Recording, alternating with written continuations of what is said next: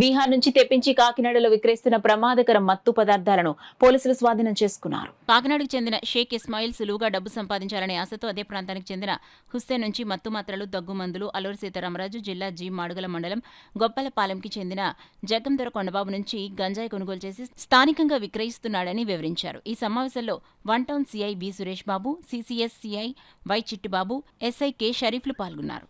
వివరాల్లోకి వెళ్తే ఈ ఇస్మాయిల్ 23 ఇయర్స్. ఇతని ఫాదరు ఈ మటన్ కొట్టేది పెట్టుకుని ఉంటాడు. అతని పేరు మౌలాలి. అతను మాట వినకుండా ఇతని మేనమామ అవుతాడు.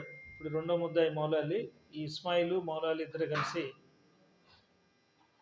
గతంలో వీళ్ళ ఇళ్ళకి దగ్గరలో ఉన్న ఒక అతను హుస్సేన్ అని, అంజాద్ అలియాస్ హుస్సేన్, అతను బీహారీ, వచ్చి ఇక్కడ ఏదో పని చేసుకుంటూ వీళ్ళ దగ్గరలో ఉంటే అతను ఈజీగా ఎక్కువ అమౌంట్ ఎర్న్ చేయొచ్చు అనే స్కీమ్ చెప్తే దాంట్లో భాగంగా అతనితో సావాసం చేసి ఇతను ఈ నైట్రోవేట్ ట్యాబ్లెట్స్ బల్క్లో బీహార్ వెళ్ళి బీహార్ నుంచి తీసుకొచ్చినట్టుగా మనకి ప్రాథమిక సమాచారం.